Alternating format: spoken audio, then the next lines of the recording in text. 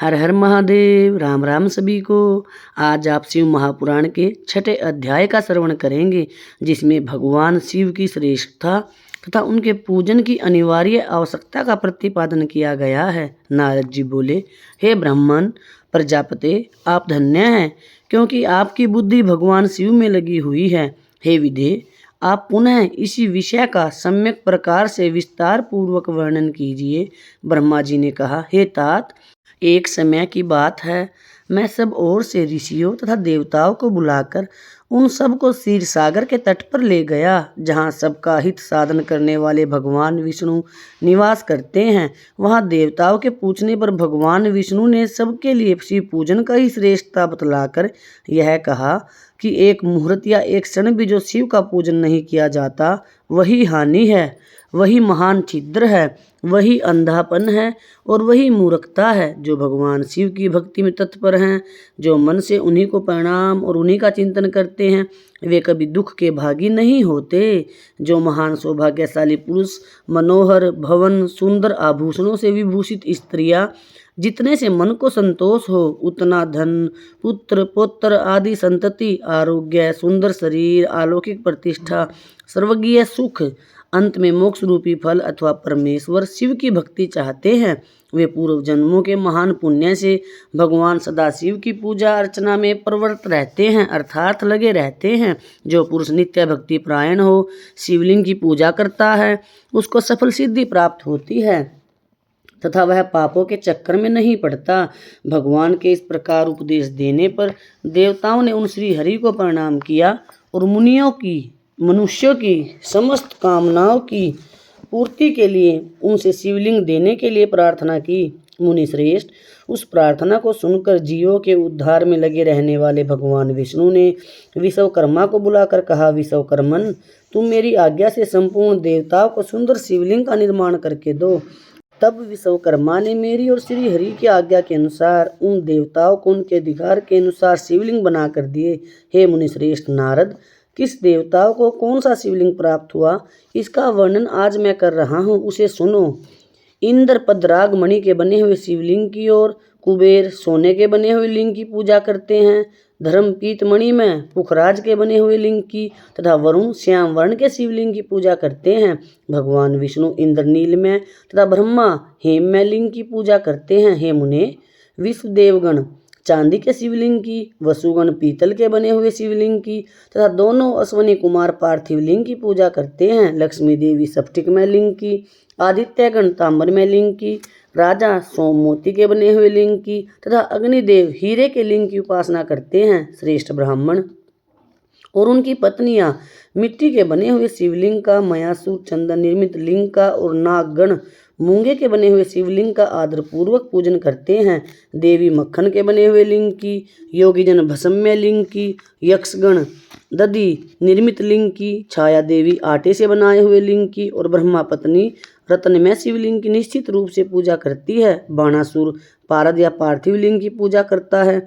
दूसरे लोग भी ऐसा ही करते हैं। ऐसे ऐसे शिवलिंग बनाकर विश्वकर्मा ने विभिन्न लोगों को दिए तथा वे सब देवता और ऋषि उन लिंगों की पूजा करते हैं। भगवान विष्णु ने इस तरह देवताओं को उनके हित की कामना से शिवलिंग देकर उनसे तथा मुझ ब्रह्मा से पिनाक पाणी महादेव के पूजन की विधि भी बताई। पूजन विधि संबंधी उनके वचनों को सुनकर देव शिरोमणियों सहित मैं ब्रह्मा हृदय में हर्ष लिए अपने धाम में आ गया।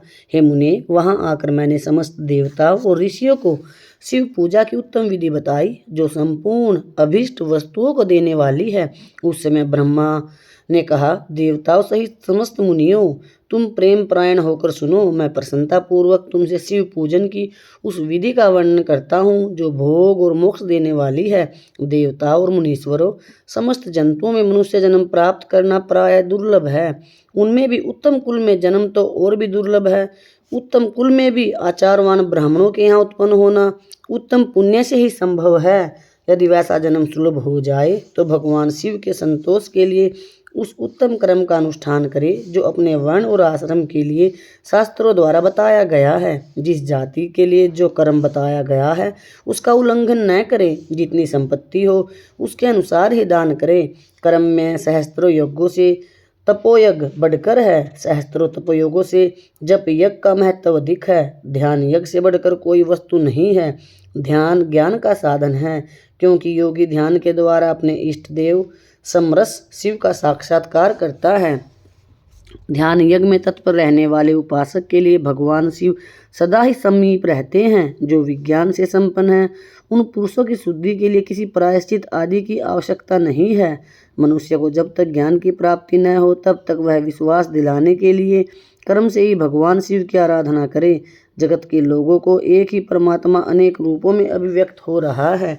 एकमात्र भगवान सूर्य एक स्थान में रहकर भी जलाशय आदि विभिन्न वस्तुओं में अनेक से दिखते हैं। देवताओं, संसार में जो जो सत्य या असत वस्तु देखी या सुनी जाती है, वह सब परब्रह्मा शिव रूप ही है, ऐसा समझो। जब तक तत्व ज्ञान न हो जाए तब तक प्रतिमा की पूजा आवश्यक है। ज्ञान के अभाव में जो प्रतिमा पूजा की अवहेलना करता है, उसका पतन निश्चित है। इसलिए ब्राह्मणों, यह यथार्थ बात सुनो। अपनी जाति के लिए जो कर्म बताया गया है, उसका प्रयत्न पूर्वक पालन करना चाहिए। जहाँ जहाँ यथावत भक्ति हो, उस आराध्य देव का पूजन आदि अवश्य करना चाहिए, क्योंकि पूजन और दान आदि के बिना पातक रोग दूर नहीं होते।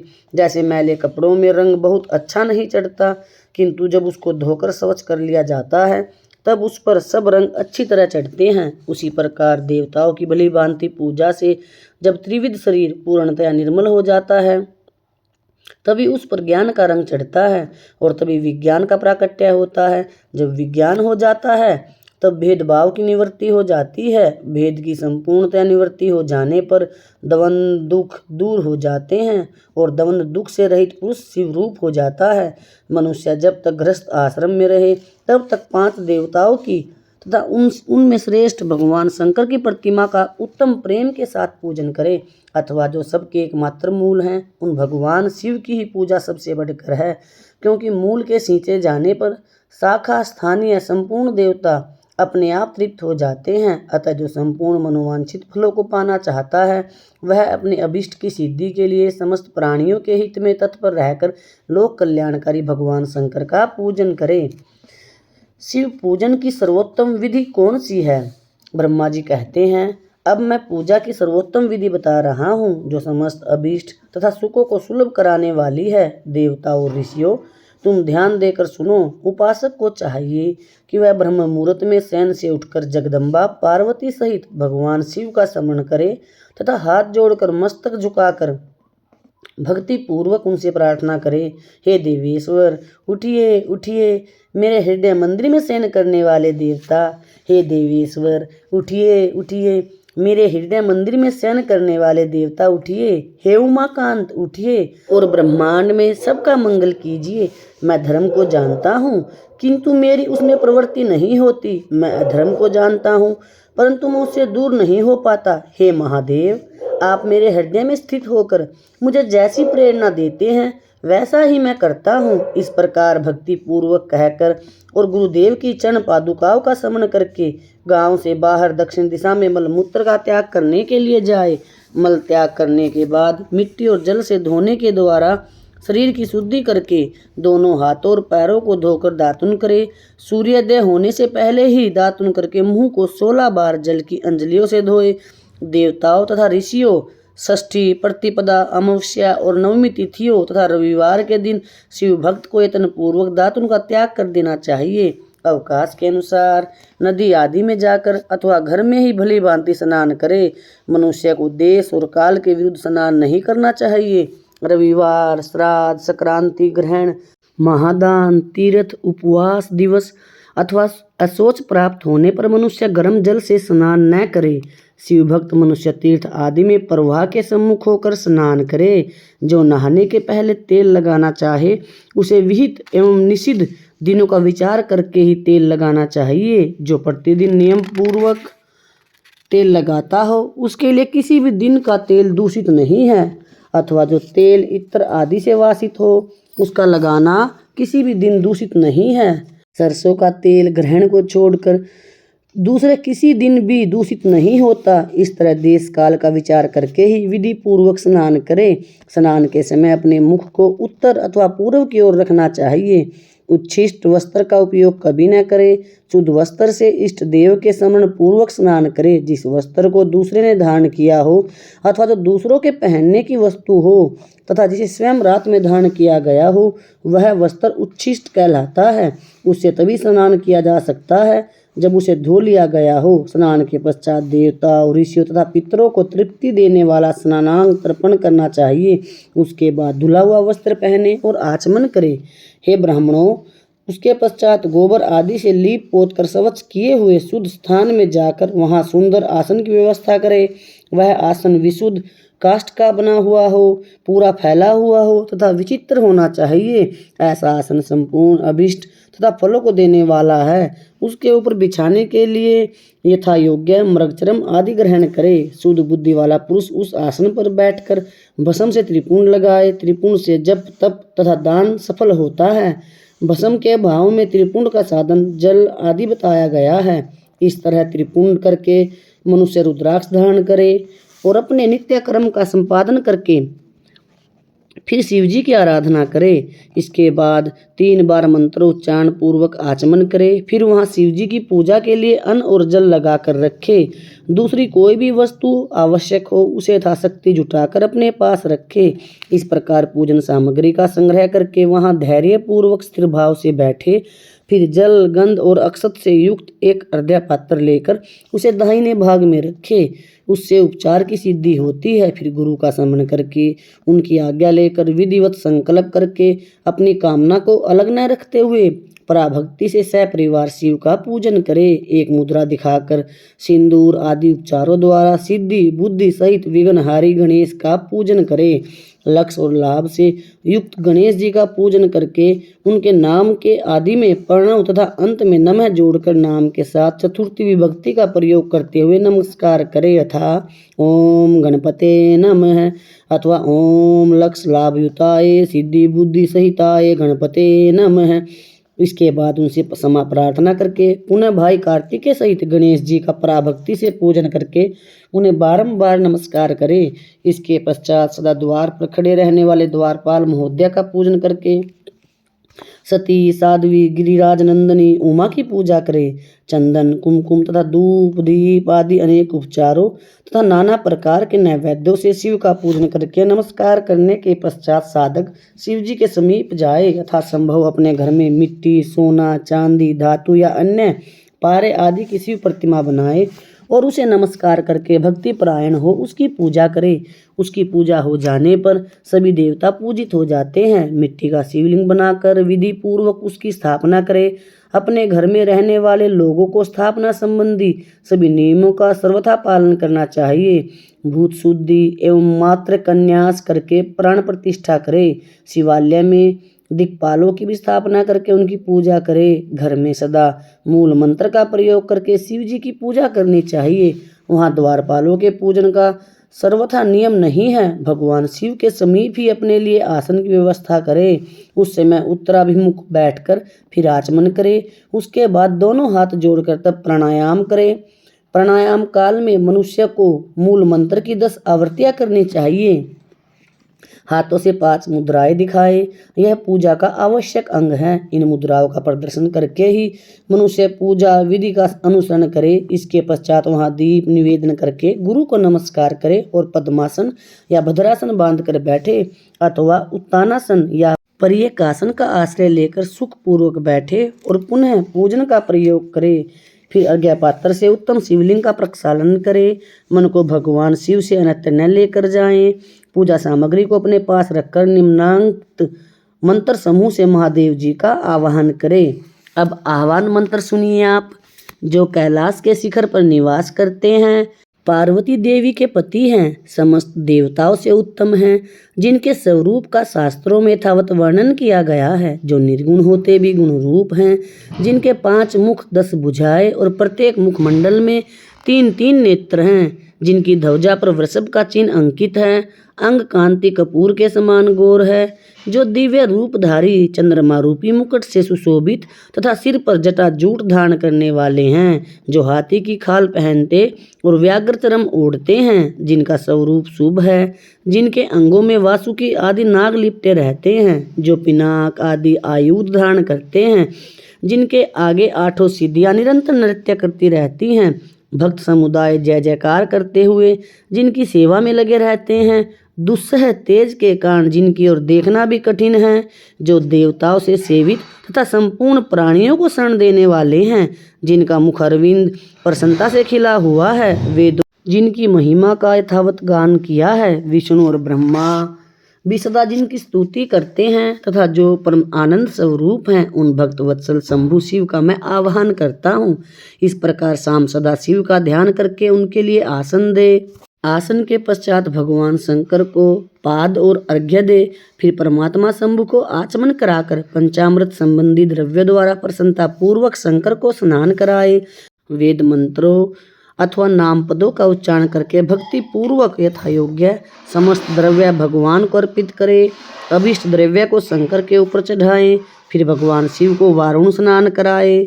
स्नान के पश्चात उनके श्री अंगों में सुगंधित चंदन तथा अन्य द्रव्यों का यत्न पूर्वक लेप करे। फिर सुगंधित जल से ही उनके ऊपर जलधारा गिराकर अभिषेक करे। वेद मंत्रों षडंगों अथवा शिव के 11 नामों द्वारा यथावकाश जलधारा चढ़ाकर वस्त्र से शिवलिंग को अच्छी तरह पहुँचे। फिर आचमनार्थ जल दे और वस्त्र समर्पित करे। नाना प्रकार के मंत्रों द्वारा भगवान शिव को तिल, जौ, गेहूँ, मूंग और उड़द अर्पित करे। फिर 5 मुख वाले परमात्मा शिव को पुष्प चढ़ाए। प्रत्येक मुख पर ध्यान के अनुसार यथोचित अभिलाषा करके कमल, शतपत्र, शंख पुष्प, कुश पुष्प, धतूरा, मंदार, द्रोण पुष्प, गुमा, तुलसी दल तथा बिल्व पत्र चढ़ाकर पराभक्ति के साथ भक्तवत्सल भगवान शंकर की विशेष पूजा करे।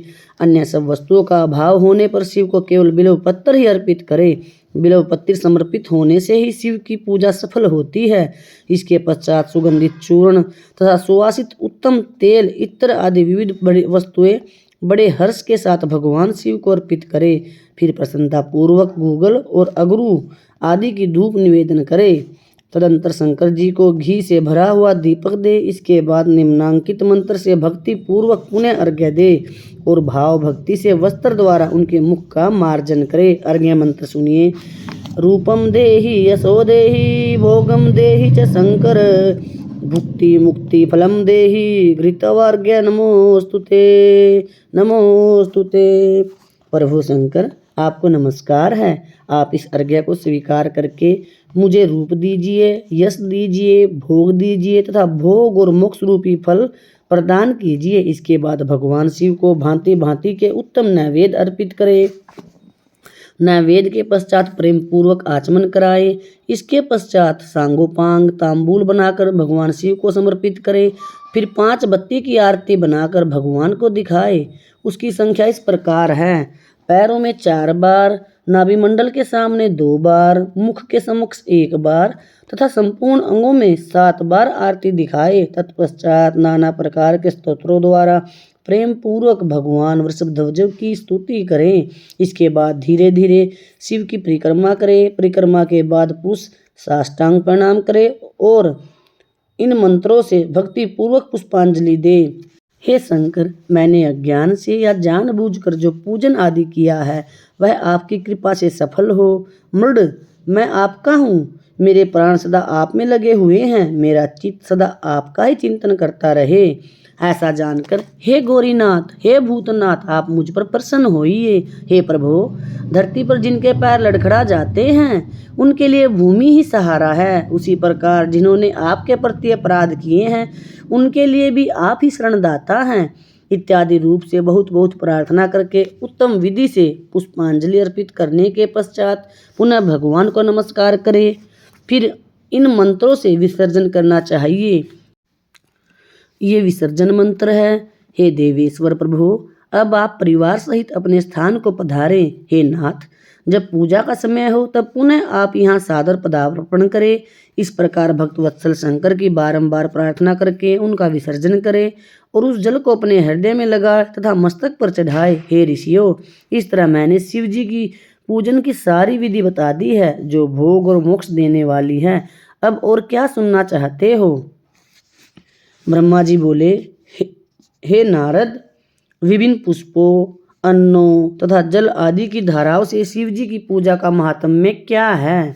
ब्रह्मा जी बोले, जो लक्ष्मी प्राप्ति की इच्छा करता हो वह कमल, बिल्व पत्र, शतपत्र और शंख पुष्प से भगवान शिव जी की पूजा करे। हे ब्राह्मण, यदि 1,00,000 की संख्या में इन पुष्पों द्वारा भगवान शिव की पूजा संपन्न हो जाए तो सारे पापों का नाश होता है और लक्ष्मी की भी प्राप्ति हो जाती है, इसमें कोई संदेह नहीं है।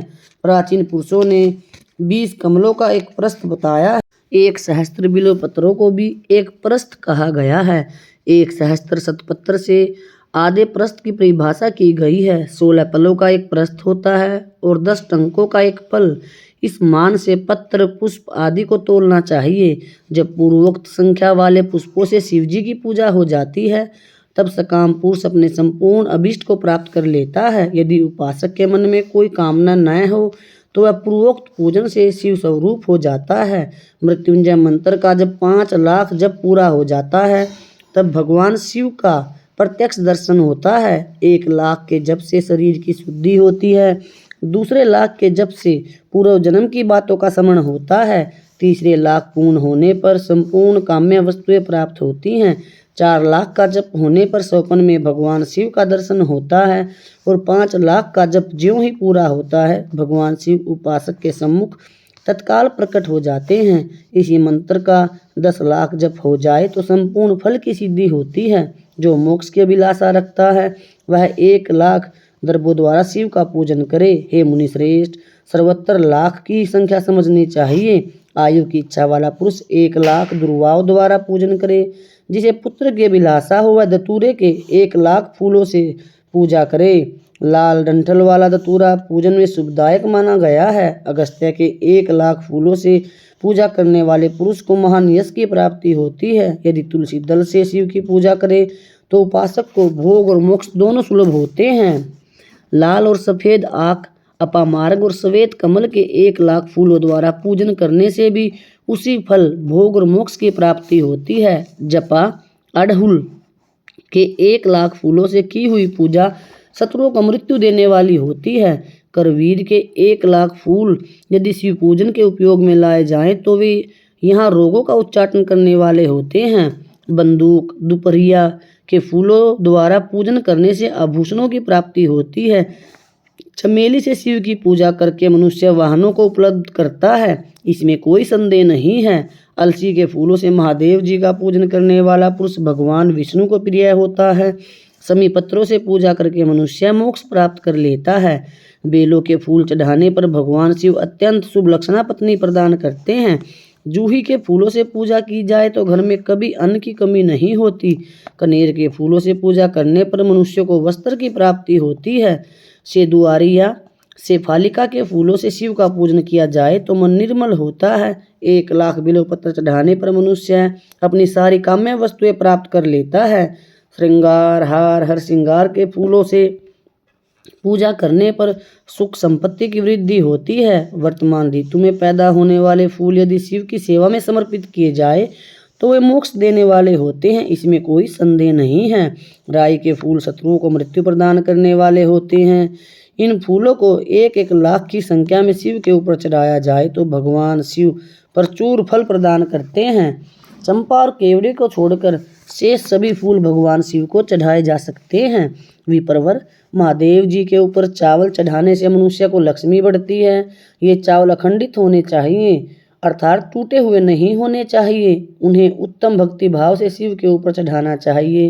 रुद्र प्रधान मंत्र से पूजा करके भगवान शिव के ऊपर बहुत सुंदर वस्त्र चढ़ाए और उसी पर चावल रखकर समर्पित करे तो उत्तम है। भगवान शिव के ऊपर गंध, पुष्प आदि के साथ एक श्रीफल चढ़ाकर धूप आदि निवेदन करे तो पूजा का पूरा फल प्राप्त होता है। वहाँ शिव के समीप 12 ब्राह्मणों को भोजन कराए। इससे मंत्र पूर्वक सांगोपांग लक्ष्य पूजा संपन्न होती है। जहाँ 100 मंत्र जपने की विधि हो वहाँ 108 मंत्र जपने का विधान किया गया है। तिलों द्वारा शिव जी को 1 लाख आहुतियाँ दी जाए अथवा 1 लाख तिलों से शिव की पूजा की जाए तो वह बहुत बड़े बड़े पातकों का नाश करने वाली होती है। जो द्वारा की हुई शिव जी की पूजा स्वर्गीय सुख की वृद्धि करने वाली है, ऐसा ऋषियों का कथन है। गेहूं के बने हुए पकवान से की हुई शंकर की पूजा निश्चय ही बहुत उत्तम मानी गई है। यदि उससे 1 लाख बार पूजा हो जाए तो उससे संतान की वृद्धि होती है। यदि मूंग से पूजा की जाए तो भगवान शिव सुख प्रदान करते हैं। कंगनी द्वारा सर्वाध्यक्ष परमात्मा शिव का पूजन करने मात्र से उपासक के धर्म, अर्थ और काम भोग की वृद्धि होती है तथा वहाँ पूजा समस्त सुखों को देने वाली होती है। अरहर के पत्तों से श्रृंगार करके भगवान शिव जी की पूजा करे। यह पूजा नाना प्रकार के सुखों और संपूर्ण फलों को देने वाली है। हे मुनि श्रेष्ठ, अब फूलों की लक्ष्य संख्या का तोल बताया जा रहा है, प्रसन्नता पूर्वक सुनो। सूक्ष्म मान का प्रदर्शन करने वाले व्यास जी ने एक प्रस्थ शंख पुष्पों को 1 लाख बताया है। 11 प्रस्थ चमेली के फूल हों तो वही 1 लाख फूलों का मान कहा गया है। जूही के 1 लाख फूलों का भी वही मान है। राई के 1 लाख फूलों का मान 5.5 प्रस्थ है। उपासक को चाहिए कि वह निष्काम होकर मोक्ष के लिए भगवान शिव की पूजा करे। भक्ति भाव से विधि पूर्वक शिव जी की पूजा करके भक्तों को पीछे जलधारा समर्पित करनी चाहिए। जबर में जो मनुष्य प्रलाप करने लगता है उसकी शांति के लिए जलधारा शुभ कारक बताई गई है। शतरुद्रीय मंत्र से, रुद्री के 11 पाठों से, रुद्र मंत्रों के जप से, पुरुष सूक्त से, 6 ऋचा वाले रुद्र सूक्त से, महामृत्युंजय मंत्र से, गायत्री मंत्र से अथवा शिव जी के शास्त्रोक्त नामों के आदि में प्रणव और अंत में नमः पद जोड़कर बने हुए मंत्रों द्वारा जल धारा आदि अर्पित करनी चाहिए। सुख और संतान की वृद्धि के लिए जलधारा पूजन उत्तम बताया गया है। उत्तम भस्म धारण करके उपासक को प्रेम पूर्वक नाना प्रकार के शुभ एवं दिव्य द्रव्य द्वारा भगवान शिव की पूजा करनी चाहिए और शिव पर उनके सहस्त्र नाम मंत्रों से घी की धारा चढ़ानी चाहिए। ऐसा करने पर वंश का विस्तार होता है, इसमें कोई संदेह नहीं है। इसी प्रकार यदि 10,000 मंत्रों द्वारा शिव जी की पूजा की जाए तो प्रमेह रोग की शांति होती है और उपासक को मनोवांछित फल की प्राप्ति होती है। यदि कोई नपुंसकता को प्राप्त हो जाए तो वह घी से शिव जी की भली भांति पूजा करे तथा ब्राह्मणों को भोजन कराए। साथ ही उसके लिए मुनीश्वरों ने प्रजापात्य व्रत का भी विधान किया है। यदि बुद्धि जड़ हो जाए तो उस अवस्था में पूजक को केवल शर्करा मिश्रित दूध की धारा चढ़ानी चाहिए। ऐसा करने पर उसे बृहस्पति के समान उत्तम बुद्धि प्राप्त हो जाती है। जब 10,000 मंत्रों का जब पूरा न हो जाए तब तक पूर्वोक्त दुग्ध धारा द्वारा भगवान शिव का उत्कृष्ट पूजन चालू रखना चाहिए। जब तन मन में अकारण ही उच्चाटन होने लगे, जी उचट जाए, कहीं भी प्रेम न रहे, दुख बढ़ जाए और अपने आप घर में सदा कले रहने लगे, तब पूर्वोक्त रूप से दूध की धारा चढ़ाने से सारा दुख नष्ट हो जाता है। सुवासित तेल से पूजा करने पर भोगों की वृद्धि होती है। यदि मधु से शिव जी की पूजा की जाए राजयक्ष्मा का रोग दूर हो जाता है। यदि शिव पर ईख के रस की धारा चढ़ाई जाए तो वह भी संपूर्ण आनंद की प्राप्ति कराने वाली होती है। गंगा जल की धारा तो भोग और मोक्ष दोनों फलों को देने वाली है। ये सब जो धाराएं बताई गई हैं, इन सब को मृत्युंजय मंत्र से चढ़ाना चाहिए। उसमें भी उक्त मंत्र का विधानतः 10,000 जप करना चाहिए और 11 ब्राह्मणों को भोजन कराना चाहिए। अब भगवान ब्रह्मा द्वारा नारद जी को सृष्टि की रचना कैसे हुई इसका वर्णन सुनिए। इसके पश्चात नारद के पूछने पर ब्रह्मा जी बोले, हे मुने, हमें पूर्वोक्त आदेश देकर जब महादेव जी अंतर ध्यान हो गए तब मैं उनकी आज्ञा का पालन करने के लिए ध्यान मग्न हो कर्तव्य का विचार करने लगा। उस समय भगवान शंकर को नमस्कार करके श्री हरि से ज्ञान पाकर परम आनंद को प्राप्त हो मैंने सृष्टि करने का निश्चय किया। हे तात, भगवान विष्णु भी वहाँ सदाशिव को प्रणाम करके मुझे आवश्यक उपदेश दे तत्काल अदृश्य हो गए। वे ब्रह्मांड से बाहर जाकर भगवान शिव की कृपा प्राप्त करके बैकुंठ धाम में जा पहुँचे और सदा वहीं रहने लगे। मैंने सृष्टि की रचना करने की इच्छा से भगवान शिव और विष्णु का स्मरण करके पहले के रचे हुए जल में अपनी अंजलि डालकर जल को ऊपर की ओर उछाला। इससे वहाँ एक अंड प्रकट हुआ जो 24 तत्वों का समूह कहा जाता है। हे विप्रवर, वह विराट आकार वाला अंड जड़ रूप ही था। उसमें चेतनता न देखकर मुझे बड़ा संशय हुआ और मैं अत्यंत कठोर तप करने लगा। 12 वर्षों तक भगवान विष्णु के चिंतन में लगा रहा।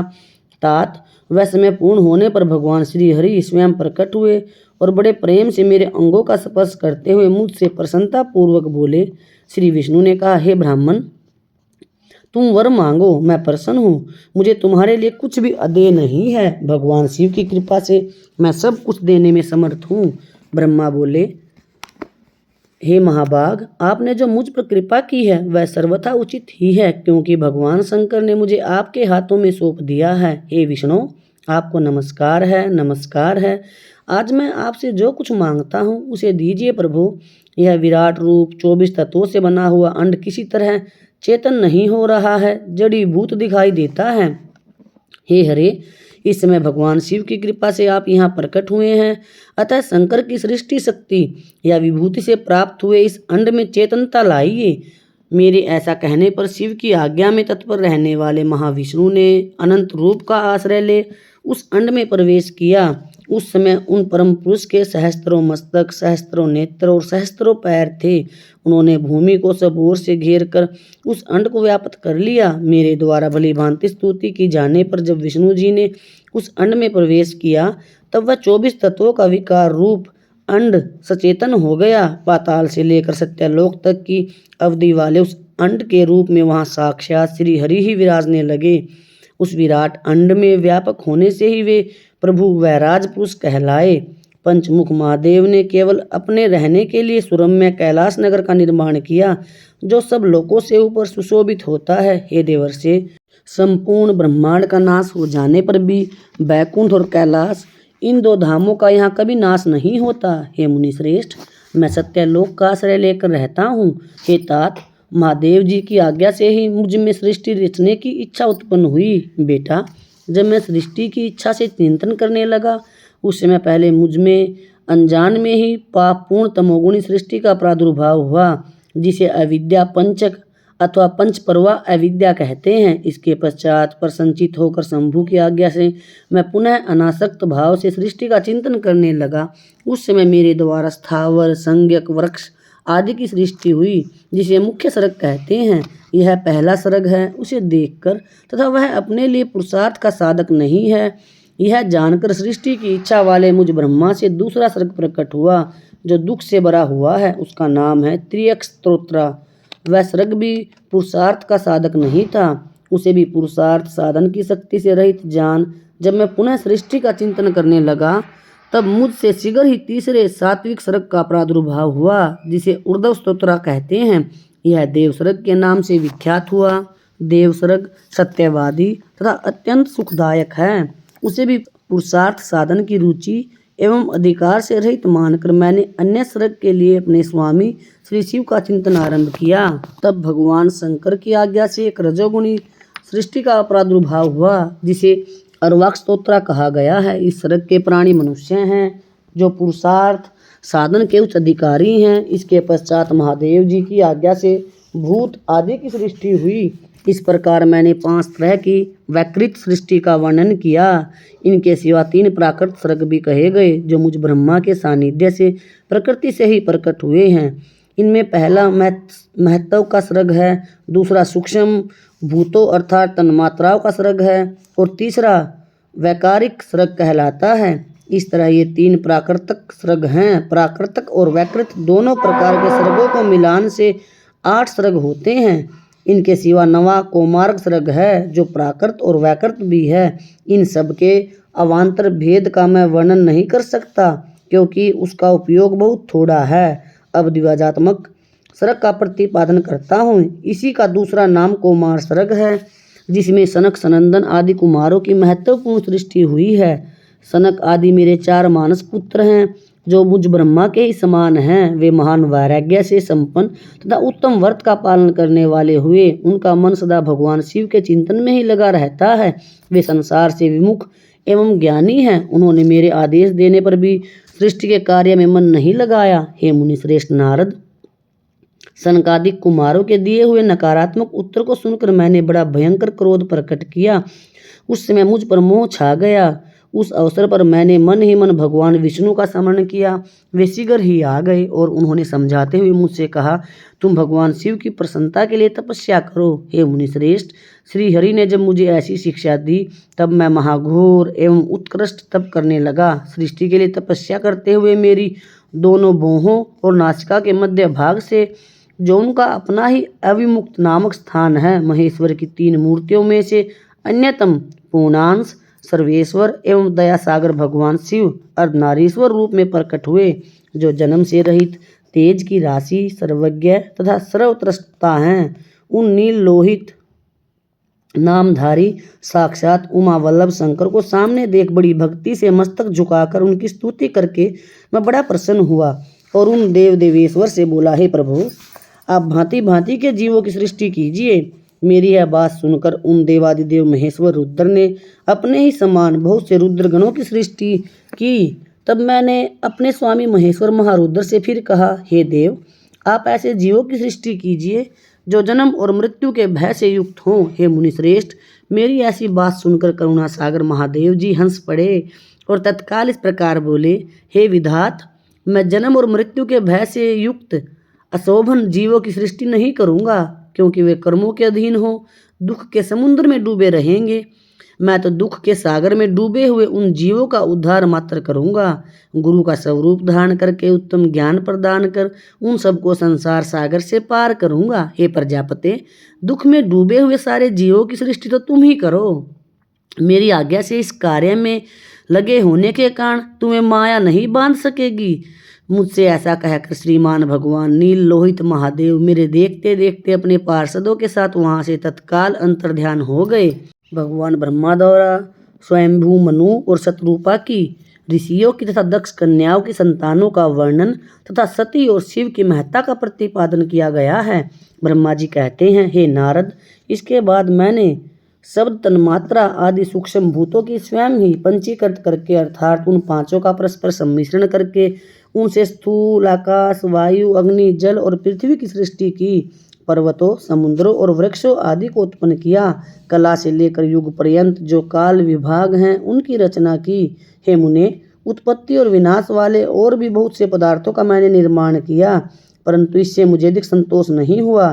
तब शाम शिव का ध्यान करके मैंने साधन परायण पुरुषों की सृष्टि की। अपने दोनों नेत्रों से मरीचि को, हृदय से भृगु को, सिर से अंगीरा को, व्यान वायु से मुनिश्रेष्ठ पुलह को, उदान वायु से पुलस्त्य को, समान वायु से वशिष्ठ को, अपान से क्रतु को, दोनों कानों से अत्रि को, प्राणों से दक्ष को, गोद से तुम को, छाया से कर्दम मुनि को तथा संकल्प से समस्त साधनों के साधन धर्म को उत्पन्न किया। है मुनिश्रेष्ठ, इस तरह इन उत्तम साधकों की सृष्टि करके महादेव जी की कृपा से मैंने अपने आप को कृतार्थ माना। हे तात, तत्पश्चात संकल्प से उत्पन्न हुए धर्म मेरी आज्ञा से मानव रूप धारण करके साधकों की प्रेरणा से साधन में लग गए। इसके बाद मैंने अपने विभिन्न अंगों से देवता, असुर आदि के रूप में असंख्य पुत्रों की सृष्टि करके उन्हें भिन्न भिन्न शरीर प्रदान किए। हे मुने, इसके बाद अंतर्यामी भगवान शंकर की प्रेरणा से अपने शरीर को 2 भागों में विभक्त करके मैं 2 रूप वाला हो गया। हे नारद, आधे शरीर से मैं स्त्री हो गया और आधे से पुरुष। उस पुरुष ने उस स्त्री के गर्भ से सर्व साधन समर्थ उत्तम जोड़े को उत्पन्न किया। उस जोड़े में जो पुरुष था वही स्वयंभू मनु के नाम से प्रसिद्ध हुआ। स्वयंभू मनु उच्च कोटि के साधक हुए तथा जो स्त्री हुई वह शतरूपा कहलाई। वह योगिनी एवं तपस्विनी हुई। हे तात, मनु ने वैवाहिक विधि से अत्यंत सुंदरी शतरूपा का पाणी ग्रहण किया और उससे वे मैथुन जनित सृष्टि उत्पन्न करने लगे। उन्होंने शतरूपा से प्रियव्रत और उत्तानपाद नामक 2 पुत्र और 3 कन्याएं उत्पन्न की। कन्याओं के नाम थे आकुति, देवहूति और प्रसूति। मनु ने आकुति का विवाह प्रजापति रुचि के साथ किया। मंजली पुत्री देवहूति कर्दम को ब्याह दी और उत्तानपाद की सबसे छोटी बहन प्रसूति प्रजापति दक्ष को दे दी। उनकी संतान परंपराओं से समस्त चराचर जगत व्याप्त है। रुचि से आकुति के गर्भ से यज्ञ और दक्षिणा नामक स्त्री पुरुष का जोड़ा उत्पन्न हुआ। यज्ञ के दक्षिणा से 12 पुत्र हुए। मुने, कर्दम द्वारा देवहूति के गर्भ से बहुत सी पुत्रियां उत्पन्न हुई। दक्ष के प्रसूति से 24 कन्याएं हुई। उनमें से श्रद्धा आदि 13 कन्याओं का विवाह दक्ष ने धर्म के साथ कर दिया। मुनीश्वर, धर्म की उन पत्नियों के नाम सुनो। श्रद्धा, लक्ष्मी, धृति, तुष्टि, पुष्टि, मेधा, क्रिया, बुद्धि, लज्जा, वसु, शांति, सिद्धि और कीर्ति, ये सब 13 हैं। इनसे छोटी जो शेष 11 सुलोचना कन्याएं थी, उनके नाम इस प्रकार हैं: ख्याति, सती, संभूति, समृति, प्रीति, समा, संति, अनसूया, ऊर्जा, स्वाहा तथा सौधा। भृगु, शिव, मारीचि, अंगिरा, मुनि, पुलत्स्य, पुलह, मुनि श्रेष्ठ, क्रतु, अत्रि, वशिष्ठ, अग्नि और पितरों ने क्रमशः इन ख्याति आदि कन्याओं का पानी ग्रहण किया। भृगु आदि मुनि श्रेष्ठ साधक हैं। इनकी संतानों से चराचर प्राणियों सहित सारे त्रिलोकी भरी हुई है। इस प्रकार अंबिकापति महादेव जी की आज्ञा से अपने पूर्व कर्मों के अनुसार बहुत से प्राणी असंख्य श्रेष्ठ दिव्यों के रूप से उत्पन्न हुए। कल्प भेद से दक्ष के 60 कन्याएं बताई गई हैं। उनमें से 10 कन्याओं का विवाह उन्होंने धर्म के साथ किया। 27 कन्याएं चंद्रमा को ब्याह दी और विधि पूर्वक 13 कन्याओं के हाथ दक्ष ने कश्यप के हाथ में दे दिए। हे नारद, उन्होंने 4 कन्याएं श्रेष्ठ रूप वाले अरष्टिनेमि को ब्याह दी तथा भृगु, अंगिरा और कृशासव को 2-2 कन्याएं अर्पित की। उन स्त्रियों से उनके पतियों द्वारा बहुसंख्यक चराचर प्राणियों की उत्पत्ति हुई। हे मुनिश्रेष्ठ, दक्ष ने महात्मा कश्यप को जिन 13 कन्याओं का विधि पूर्वक दान दिया था, उनकी संतानों से सारी त्रिलोकी व्यापत है। स्थावर और जंगम कोई भी सृष्टि ऐसी नहीं जो कश्यप की संतानों से शून्य हो। देवता, ऋषि, दैत्य, वृक्ष, पक्षी, पर्वत तथा तृण, लता आदि सभी कश्यप पत्नियों से पैदा हुए हैं। इस प्रकार दक्ष कन्याओं की संतानों से सारा चराचर जगत व्यापत है। पाताल से लेकर सत्यलोक पर्यंत समस्त ब्रह्मांड निश्चय ही उनकी संतानों से सदा भरा रहता है, कभी खाली नहीं होता। इस तरह भगवान शंकर की आज्ञा से ब्रह्मा जी ने भली भांति सृष्टि की। पूर्व काल में सर्वव्यापी शंभु ने जिन्हें तपस्या के लिए प्रकट किया था तथा रुद्रदेव ने त्रिशूल के अग्रभाग पर रखकर जिनकी सदा रक्षा की है, वे ही सती देवी लोकहित का कार्य संपादित करने के लिए दक्ष से प्रकट हुई थी। उन्होंने भक्तों के उद्धार के लिए अनेक लीलाएं की। इस प्रकार देवी शिवा ही सती होकर भगवान शंकर से ब्याही गई, किंतु पिता के यज्ञ में पति का अपमान देख उन्होंने अपने शरीर को त्याग दिया और फिर उसे ग्रहण नहीं किया। वे अपने परम पद को प्राप्त हो गई। फिर देवताओं की प्रार्थना से वे ही शिवा पार्वती रूप में प्रकट हुई और बड़ी भारी तपस्या करके पुनः भगवान शिव को उन्होंने प्राप्त कर लिया। हे मुनीश्वर, इस जगत में उनके अनेक नाम प्रसिद्ध हुए। उनके नाम कालिका, चंडिका, भद्रा, चामुंडा, विजया, जया, जयंती, भद्रकाली, दुर्गा, भगवती, कामाख्या, कामदा, अम्बा, मृडानी और सर्वमंगला आदि अनेक नाम हैं जो भोग और मोक्ष देने वाले हैं। ये सभी नाम उनके गुण और कर्मों के अनुसार हैं। हे मुनिश्रेष्ठ नारद, इस प्रकार मैंने सृष्टि क्रम का तुमसे वर्णन किया है। ब्रह्मांड का यह सारा भाग भगवान शिव की आज्ञा से मेरे द्वारा रचा गया है। भगवान शिव को परब्रह्मा परमात्मा कहा गया है। मैं विष्णु तथा रुद्र ये 3 देवता गुणभेद से उन्हीं के रूप बतलाए गए हैं। वे मनोरम शिवलोक में शिवा के साथ स्वच्छंद विहार करते हैं। भगवान शिव स्वतंत्र परमात्मा हैं, निर्गुण और सुगुण भी वे ही हैं। वे परम कृपालु और दयालु हैं। जो इस संसार में मनुष्य दुखों से पीड़ित है, वह भगवान शिव और माता पार्वती से अपना माता और पिता, गुरु और गुरु माँ का संबंध बना ले, वे सभी सुखों को प्राप्त हो जाएंगे। ये सत्य है, इसमें कोई संदेह नहीं है। आप सभी ने शिव महापुराण के इन अध्यायों का श्रवण किया, इसके लिए आप सभी का कोटि कोटि धन्यवाद। आप सभी ने अपना कीमती समय दिया, इसके लिए शुक्रिया। अगर आपको कथाएं अच्छी लगती हैं तो कमेंट में हर हर महादेव अवश्य लिखें। शुक्रिया सभी का।